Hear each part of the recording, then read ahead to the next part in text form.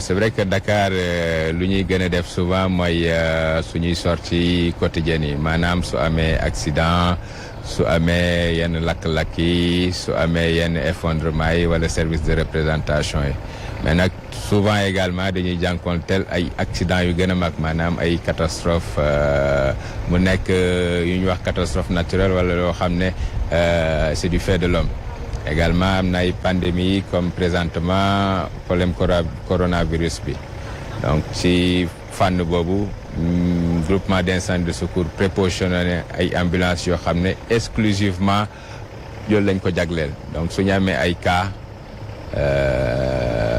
ambulance yooyu ñoom ñooy dem avec du personnel protégé bu ñu protégé ba pare loolu dañuy ñëw en appui en fait au ministère de la santé par rapport ak catastrophe yi Dakar bëri na dañ koy gis souvent léeg-léeg mu am ay lakk-lakk yu mag ay surtout marché yi wala yenn installation classée yi ay usines ak yu demee noonu yooyu tamit faral nañ di ci intervenir souvent soo xoolee ci yenn période notamment été bi dañuy am souvent ay noyades yu bëri wala de temps en temps muy am ay chavirement ay yenn gaal yi yooyu tamit dañuy faral di ci intervenir ci boole également ku wax période nawet notamment dans Dakar inondation ngay njëkk a xalaat.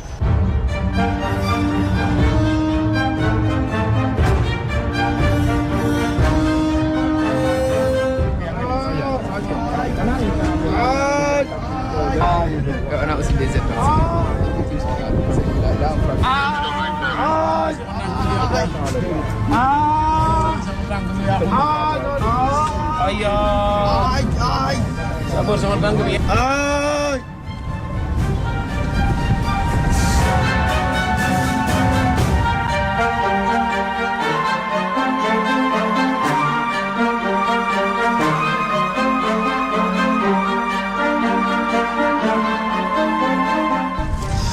Noo tudd.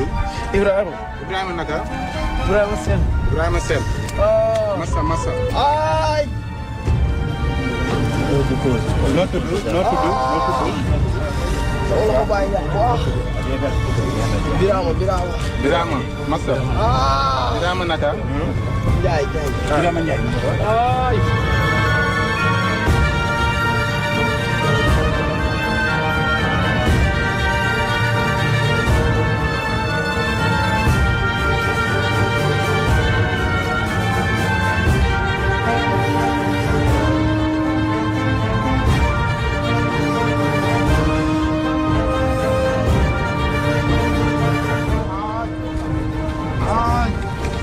Massa. Êtes-vous prêts? Attention pour lever. Levez. Oh, c'est.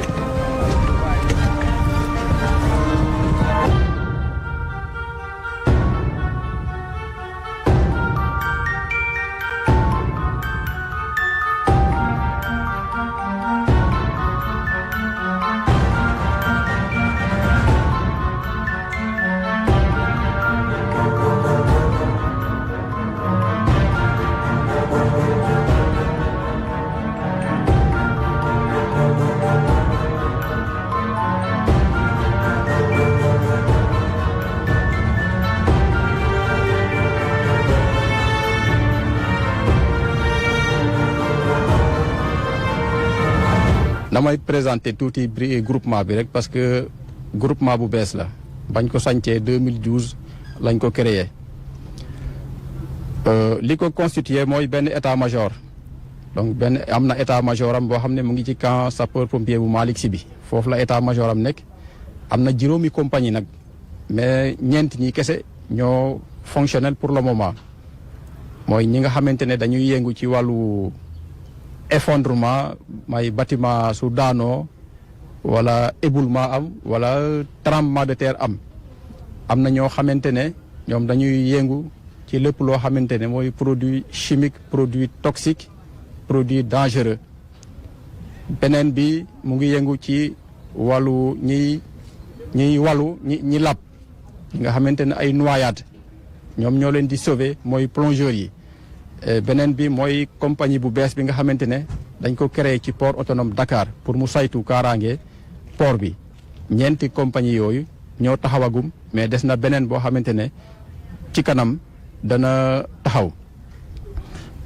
groupement bi nag mission am mooy soutenir ak appuyer groupement yi nga xamante ne brigade bi am na ko yeneen brigades yi mooy groupement bi nekk Dakar groupement yi nekk Tamba Saint-Louis Thiès Ziguinchor donc groupement yooyu ñoom la ñuy appuyer donc dañuy ñëw toujours en renfort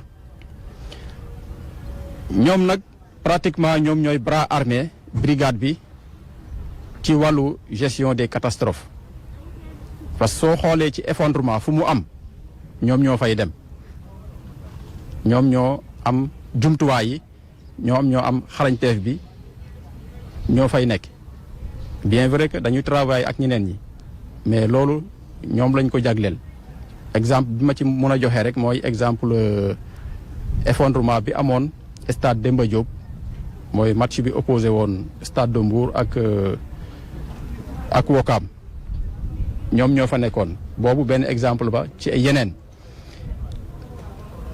groupement bi tamit ci wàllu transport de matière dangereuse su amee déversement wala su amee explosion wala su amee déversement de produits chimiques produits dangereux ñoom ñooy ñëw parce que am nañ tamit jumtuwaay yi exemple mooy 2013 am na bateau espagnol bu doon suux ci wetu île des Mamelles amaale woon produit yoo xam ne dafa commencé woon di déverser wu ci géej bi ñoom ñoo dem fat senn yi dimbale leen ba ñu récupérer produit yi te loolu sax mat na sax 30 jours ñu ngi ko doon def donc intervention bi mat na 30 jours ñi nga xamante ne ñoom ñooy plongeurs yi ñooñu sax yéen war ngeen leen gis ñoom moom ñu ngi partout au Sénégal parce que ñoom lañ njëkk a créé donc ñoom ñooy surveiller plage yi plage boo xamante ne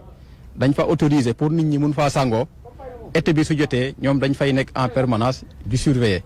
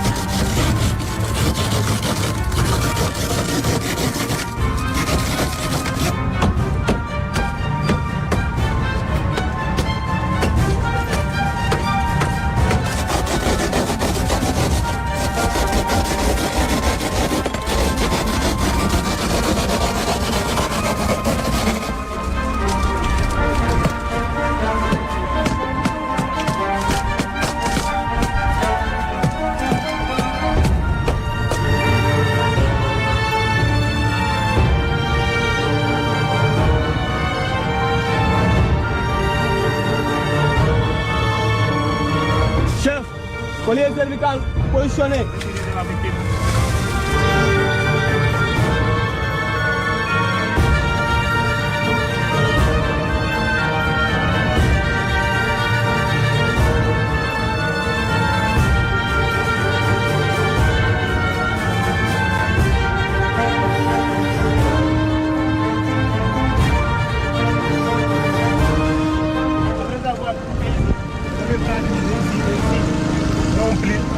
La moitié.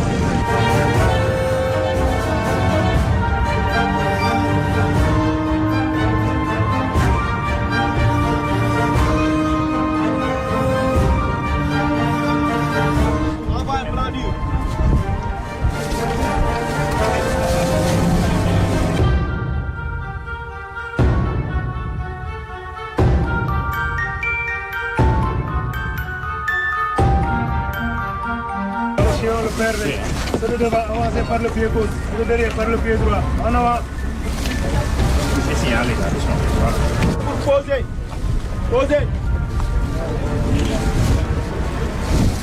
Retirez-vous du brancard.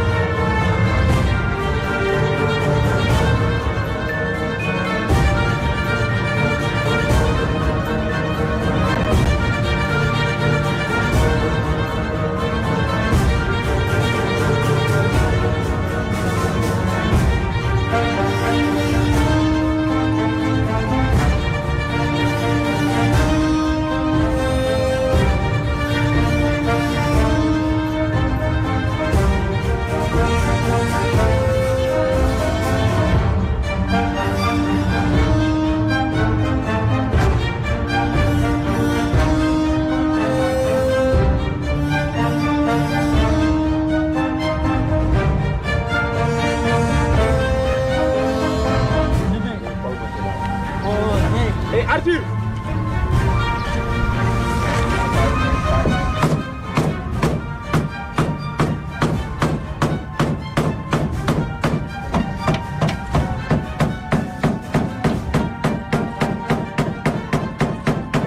gérer affaire yu demee noonu dafa bokk ci suñu liggéey ci mission yi ñu sant mooy faj sapeur yi aussi bien ci aar leen faj leen ak aar leen avant dara di leen dal indi ay docteur ak ay yeneen jumtukaayu docteur ci seeni intervention et dajale ay nit pour que saa suñu soxlawee heure bu muti doon ñu mën génne ay di nga xam ne ni dañuy dem ci intervention yu demee noonu loolu mooy suñu liggéey léegi ci actuellement nii ci pour coronavirus bi dañuy nekk ñun en soutien ci ginnaaw ministère de la santé malgré tout ça ci Sénégal yëpp préparé nañu ay ambulances yu bëri biir Dakar ni dañu fi préparé 4 ambulances pour soutenir ministère de la santé ambulance dañuy ànd ak benn docteur ak fukki infirmier loolu saa su ne 24/24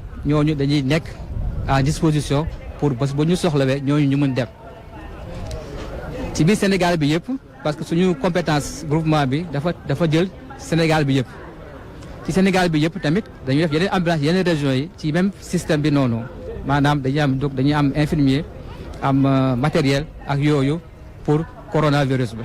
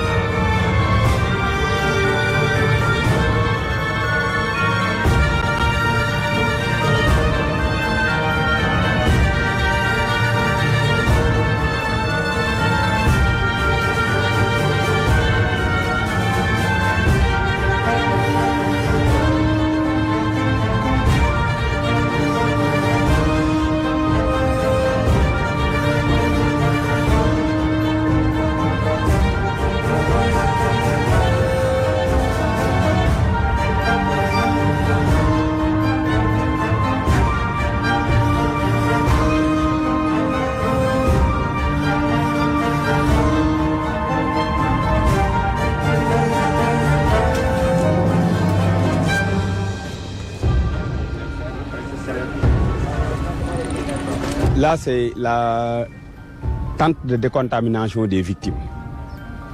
Bon, quand on a un accident ou un incident impliquant des victimes contaminées par des produits chimiques, on utilise cette tente de décontamination de masse. Là, on peut faire par 1 heure de temps 8 victimes. On décontamine 8 victimes, ambulatoires comme non ambulatoires. Pour les victimes ambulatoires, c'est-à-dire les victimes invalides qui ne peuvent pas marcher, on peut faire l'accueil des victimes.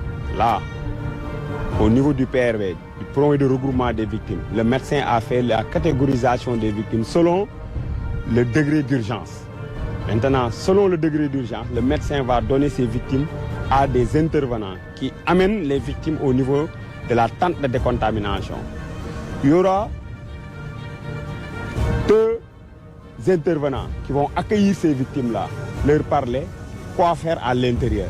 Le médecin a déjà traité les victimes selon le degré d'urgence au PRV, au point de regroupement des victimes. Là, il les achemine au niveau de la tente de décontamination. Là, il y aura un équipier accueil qui va accueillir les blessés. Selon leur degré d'urgence, il va les orienter au niveau de la tente. Là, vous avez vu que c'est des victimes ambulatoires, c'est des victimes qui peuvent marcher. Là, on les amène à la tente de décontamination pour les décontaminer. Voilà l'équipe accueil.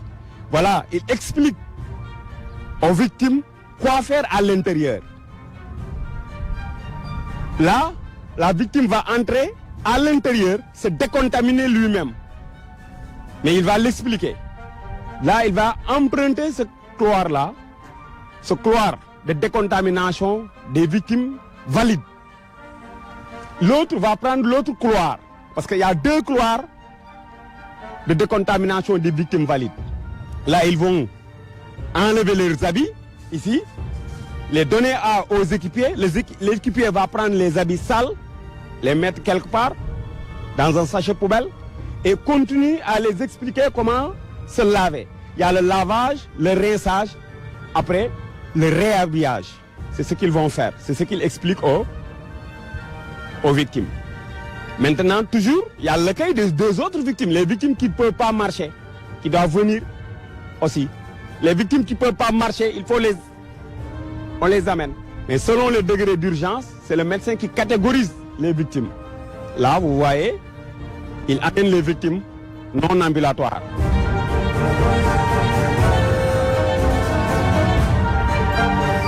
Là, la victime est non ambulatoire, invalide. Là, vous voyez qu'il va les amener. Vous voyez l'équipe de déshabillage. Ça, c'est l'équipe de déshabillage. L'équipe va déshabiller là, cette victime non ambulatoire. Dans le déshabillage, ils vont enlever tout. Ils vont découper. Ils ne vont pas, vous voyez la procédure de découpage. Là, ils vont prendre les ciseaux et découper. Là, vous voyez qu'ils vont découper. Il y a une procédure à adopter.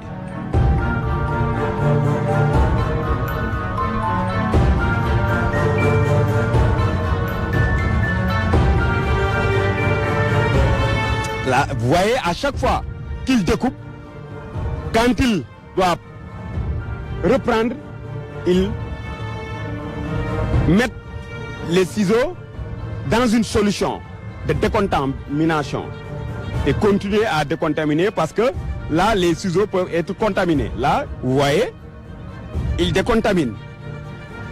Après, il coupe.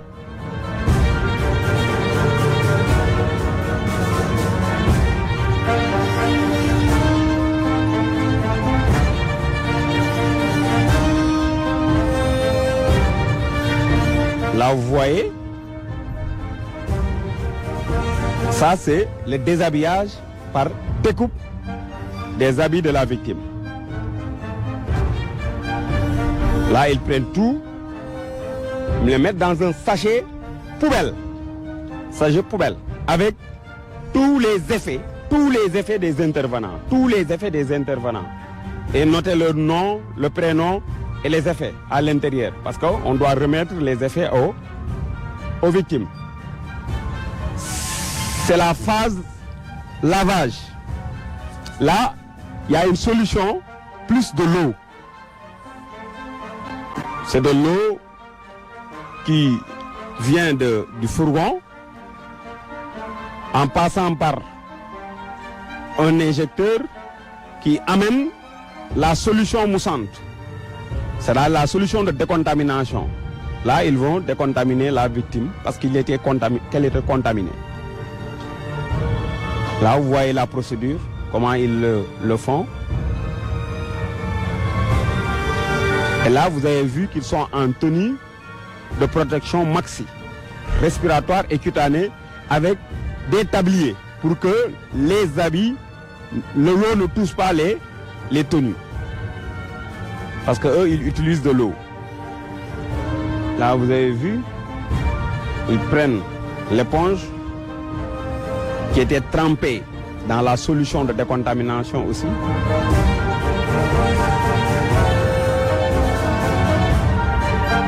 Pour essuyer carrément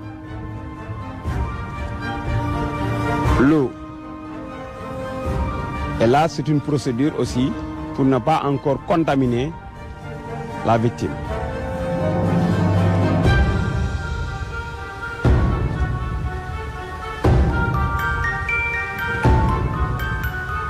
Là, après le lavage, c'est le rinçage.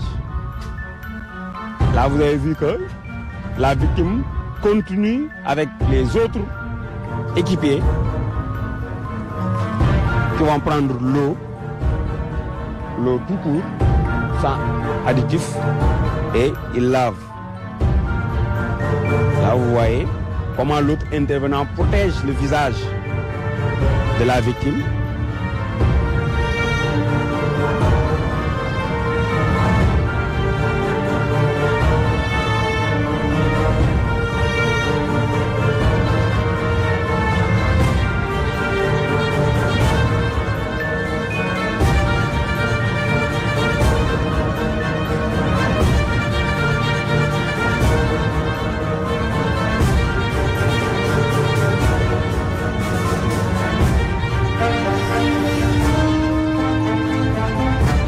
Et cette décontamination, on peut le faire pour toutes les victimes et tous les produits. Chaque produit a une solution de décontamination adéquate. Là, il s'agit de connaître le produit qui a contaminé les victimes. Automatiquement, on consulte une documentation opérationnelle qui nous guide sur la solution de décontamination. Il y a beaucoup de produits de décontamination. Il y a ce qu'on appelle les BX24, BX22, etc. Et la solution colorée à l'eau de Javel. 0,5% pour le matériel et 0,05% pour les intervenants et les victimes.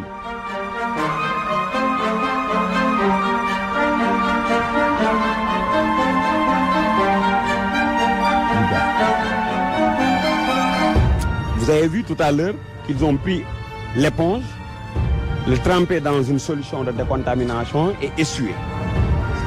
Oui, essuyer la face.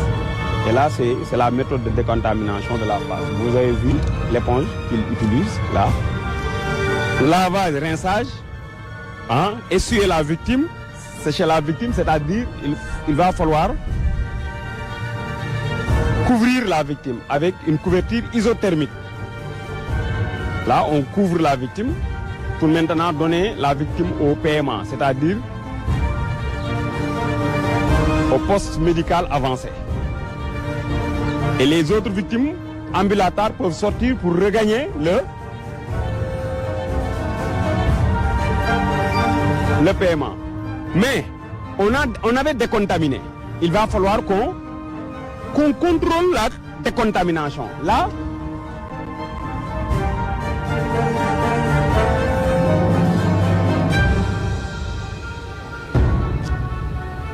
Là, si la contamination n'est pas bien faite, la décontamination n'est pas bien faite, l'appareil va sonner.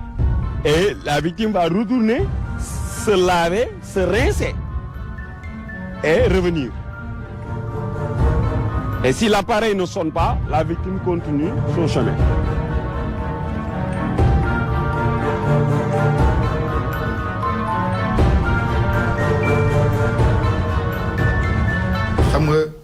lu ñuy wax pandémie ak catastrophe foog nu xam lu mooy lan d'abord parce que bu ñu waxee catastrophe mooy loo xam ne événement boo xam ne muy maanaam mooy accident boo xam ne day xew day jaxase organisation dëkk bi yëpp te loolu aussi def si indi ay ñoo xam ne dañ si lor seen bakkan maanaam ay nit ñoo xam ne dañ si gaañu ñii day ñu si bëri la day bëri nag loo xam ne aussi day yàq environnement bi doo xam ne aussi économie aussi day jaxasoo nga xam day dem ma xam ne que même moyen dëkk bi du ñu mën a gérer situation bi parfois sax dañuy dem di ut ay ndimbal dëkk yoo xam ne ñu ngi ci biti comme soit mun na nekk suñu dëkk yoo xam ne ñooñu jege ou bien même ba ay Europe ay partout bon pour ñoo jàppale ñu si.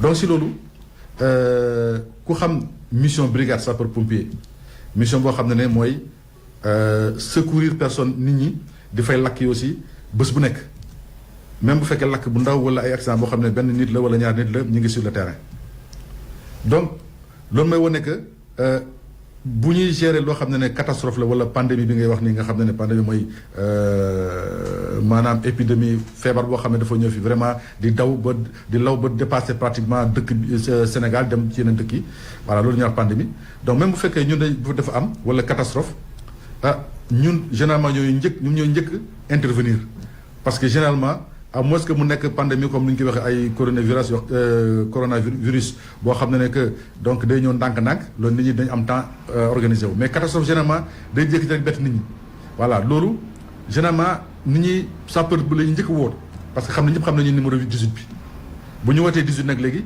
ñun dañuy yóbbu ay moyens léegi moyens yi nag léegi ça dépendra par rapport ak vraiment ampleur catastrophe bi dañuy parce que mën nañ jël sax ba bu fekkee Dakar la am fi ñaanuñu ko yàlla mais dañuy dem jël sax ba ay Thiès ay lépp ñëpp ñëw en attendant que yeneen structure état bi ak yeneen service yu ñëw parce que catastrophe du pompier rek catastrophe ñëpp la comme ni ko waxee boo xoolee sur le plan juridique loolu direction de la protection civile mooy gérer sax ay planification yi ak gestion des moyens mais ñun comme que ñun ñoo nekk sur le terrain généralement tous les jours ñooy def donc première mesure yi ñoo koy jël moo tax brigade bi sapeur pompier am na si njëriñ bu baax a baax donc si loolu bu amee généralement sapeur pompier aussi ñoom ñooy jël lu ñuy wax direction des opérations de secours commandement des opérations de secours maanaam lépp loo xam ne mooy dem jël nit ñi si tolof bi indi leen jox leen médecins yi ba yóbbu hôpital loolu sapeur pompier moo koy gérer moo koy coordonné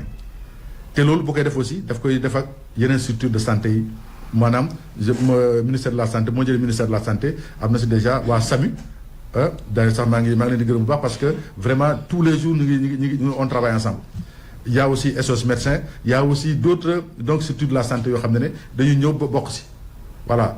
donc ce qui veut dire que même ministère day indi ay médecins ay infirmiers tout ñëpp jàpp si même de la Croix-Rouge aussi ñoom tamit ñu ngi ci biir bu weesoo loolu aussi bu fekkee bu ñu jëlee le plan Orsec bi fépp fu ñu déclenché plan Orsec que ce soit mu nekk national que ce soit mu nekk si région yi sapeur pompier yi da ñoom ñooy commandant brigade bi sax laay mën a wax moom mooy en fait coordonner action lu ñuy wax ay groupe opérationnel parce que mooy ñoo xam ne ñoom ñoo nekk sur le terrain ñoom ñooy def liggéey bi jëlee ko ba ñii di sauver comme ni ñu koy waxee ñii di sauver nit ñi di ba yóbbu ay hôpital ñii nga xam ne ñooy yore affaire police maanaam lépp loo xam ne mooy assurer sécurité lieu bi ñëpp loo xam ne moom mooy ay renseignements voilà ñëpp loo xam ne aussi moom mooy ay identification des victimes yëpp plus maintenant am na beneen groupe boo xam ne moom mooy yore mooy médecins yi ñoom ñoo yore tout ñoom ñoo yore lépp loo xam ne mooy prise en charge ñi nga xam ne dañoo am mooy victimes yi nga xam ne ñoo am ay gaañu ak ñoo xam ne ñoom ñooy yore transport bi ñoom ñooy yore en même temps donc tout ce qui est ay travaux bu fekkee dafa am ay travaux yu am voilà donc je prends un exemple ay bu ñu defee plan Orsec inondation yi vraiment ça moom maa ngi koy saluer aussi la présence de l'armée aussi jàppale nañu bu baax a baax avec surtout les génies militaires yoo xam ne ñoom ñoo ñëw ak seen ay poquelin ay ndaraan yu mag yooyu am doole ñëw di ñu gasal pour ndox mi fu muy jaar ainsi de suite donc loolu yëpp ci plan Orsec la bokk donc groupe yooyu commandant brigade bi moo koy coordonné voilà donc ci groupe yooyu premier groupe bi ma la jox mooy secours sauvetage boobu aussi beneen officier pompier moo fay nekk di ko gérer. suñu formation mun naa ne lépp la parce que formation bi bu ma waxul sax côté fay lakk bi mais côté secourisme bi côté secourisme bi ñun chaque jour ci formation bi maanaam dem jël nit ñi par exemple ba amee accident de la circulation wala mu am leneen boo xam ne nit moo ci am ay torof bu ñu ko jël loolu technique particulière boo xam ne ñun dañ koy jàngale suñu éléments yi donc dans le cadre du secourisme non seulement technique bu ñu koy defee mais aussi seen protection mais maintenant bu amee benn cas comme virus bi am ni actuellement nga xam ne c'est un peu particulier loolu moom dañuy gën a renforcer formation bi jox leen beneen formation boo complémentaire rek lay doon par rapport ak formation yi ñu am d'une manière globale.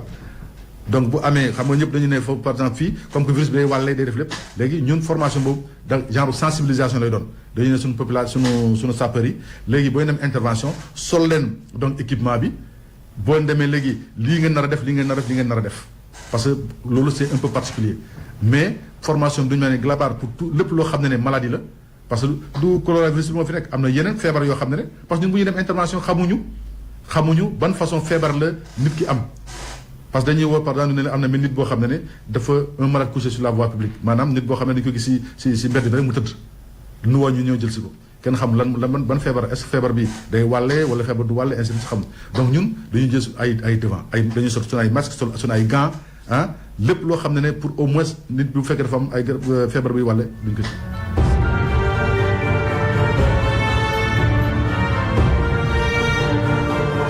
Là, il contrôle la contamination. Maintenant là, la catégorisation du médecin qui est au PRV détermine tout ça. Parce que si la victime est en extrême urgence, mais on ne laisse pas la victime ici mourir. C'est-à-dire l'urgence de la victime détermine la gestion de la victime.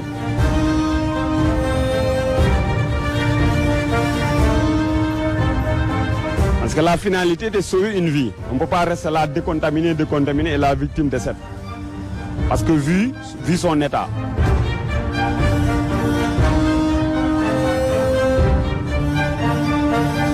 Là, la victime est propre. Maintenant, elle doit être acheminée au PRV. Maintenant, par d'autres équipiers qui sont là, au paiement.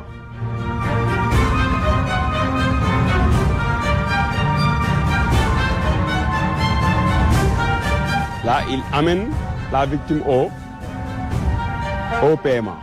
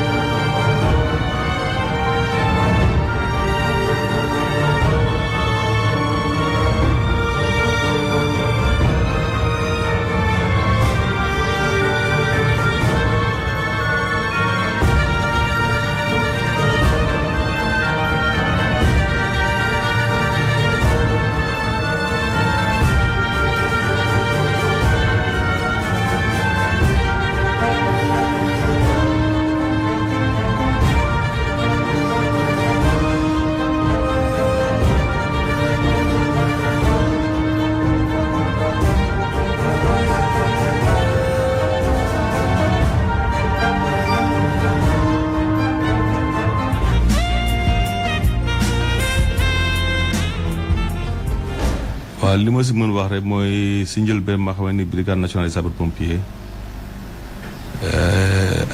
ay soldats lañu ay militaires lañu yoo xam lañu dénk ministère de l'intérieur pour vraiment pour liggéey bi maanaam liggéeyu protection civile bi. et mission brigade nationale des sapeurs pompiers li si njëkk li ñu mën koy mooy daal ñu jéem a def tout pour seen nu ñuy aaree nit ñi ak seen jumtuwaay yi aar tamit yenn bâtiment yi ba xam ne du am yenn accident yu bëri yu si dal. et loolu soo xoolee si thème bi ñuy wax ren maanaam rôle force de défense si yenn jëy yi dañ mën ñu wax ni brigade nationale sapeurs-pompiers si ñi si ëpp lu ñuy liggéey lañu. et liggéey bi tamit suñ ko defee tamit dañu xam ni dañ koy seexee yenn saa yi ak yeneen naataango yeneen département ministériel alors lu ñu mën xarañ suñu waxee affaire pandémie wax affaire Ebola ñu xam ne ministère de la santé moo war a jiitu. lu ñu xarañ lu ñu mën di suñu waxee affaire péril acridien maanaam ay njëriñ ñu suñu war a liggéey ba ñu xam ni problème ministère de l'agriculture ñu dañu war a ñëw jàppale ko. c'est comme suñu waxee tamit affaire environnement maanaam moom ay dëkk bi nu mu demee nii ministère de l'environnement moom juru ñu brigade nationale sapeurs-pompiers def ko donc daanaka ni ñu ko mën xayma am na li yoo xam ne brigade nationale sapeurs moo si jiitu nekk lii am na yoo xam ne vraiment dañuy jàppale njëriñ ñu mën ko def bu baax a baax maintenant pour ñu mën taxaw bu baax a baax suñu liggéey bi ñu xam ni réellement depuis 2012 njiitu réew mi ak ministre yi jot a tel yëpp ministre de l'intérieur dañuy jàppale brigade nationale sapeur pompier si jumtukaay yu bëri lañ mën xëy jàpp mooy le 14 juin 2014 si conseil ministériel président de la République demandé woon gouvernement bi yëpp jàppale brigade nationale sapeur pompier mu ñu am benn camp si capital régional yëpp département bu nekk ñu mën fa def benn camp même dëkk yi xam ne dafa bëri ay problème ay risques yu bëri lu mel ni Saly ñu mën fa defar caserne parce que loolu dafa secours yi gën a jege population bi bu mu waxee loolu ba pare validé na benn plan équipement bu mag a mag bu 26 milliards pour sapeur pompier Sénégal bi yëpp mais dañ xam ne balaa ñuy plan bi fi ñu koy defee di koy monter ba mu àgg day jël diir mu ne si diggante bi nañ la defal sapeur pompier nañu jox plan d'urgence bi moo ñu permettre ñu jënd lu mat 33 fourgons pompe-tonnes ak 10 ambulances loolu c'est en 2017 2019 programme bi agsi c'est le 19 juin lañ def réception 2019 lañ def réception matériel bi et matériel bi li ñu mën xam ñaari fan lañ mën njëkk jël bu njëkk bi mooy réellement sunu camp yëpp ñu am ni seen matériel doo xoon mag ñu jox leen matériel yu baax yu bees bu ñu mën liggéey et ku mën taxaw Sénégal si camp bu mënti dugg di nga xam ne réellement matériel bi àgg na fa deuxième li des si beneen matériel bi dañu wax ni dëkk yi nga xam ne réellement brigade nekk foon te problème bi xaw a bëri moom ay risque nañ fa jéem a teew nu mu gën a gaawee bis njëkk mooy sphère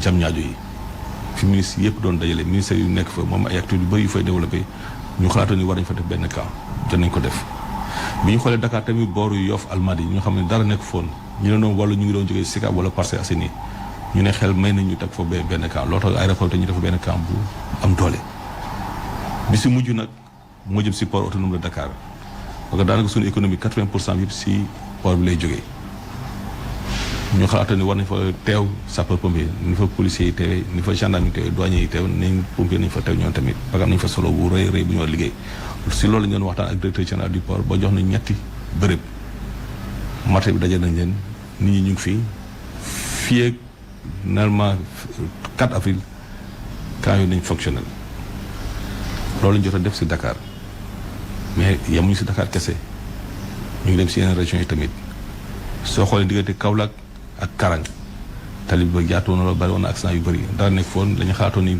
si diggante bi booru Toubacouta war nañ fa def caserne loolu ñu def benn caserne xaar ñuy tabax caserne mu Sokone donc loolu lañ jot a def si polytechnologie mais ñaari élément polytechnologie bi tamit dafa tax ni tamit ñu xool sax ñu ñuy gën a jege population bi et ñu xam ni am na waxtu yoo xam ne su jotee ambulance génn am yoon ak fu mu war a dem day metti ñoo donc léegi dañuy seet heure yi nga xam ne vraiment tali bi xat na ñu wut ay jumtukaay yu bëri tasaare ko si biir dëkk bi soo xooloo Dakar am na fukki poñ ak ñeent yoo xam ne daf 6h30 du matin ba 9h wala ngoon bi 16h ba 21h ay sapeurs-pompiers dañu fa taxaw avec des ambulances mais des secours routiers de ce jiwoo ñu mën gaawantu agsi waaw te la boobu liggéey nañ si gën a xuusaat waaw am na yaakaar ni fii ak le 1er juin dañu wut ay moto yoo xam ne dañu ko def si yenn agsi tamit pour gën a gagner du temps parce que oto yi tamit yenn saa ñu dem day metti dañu wut ay moto ak des secours yi nga xam ne ñoo njëkk ñëw xool saytu def li ñu war a def en attendant ambulance bi ñëw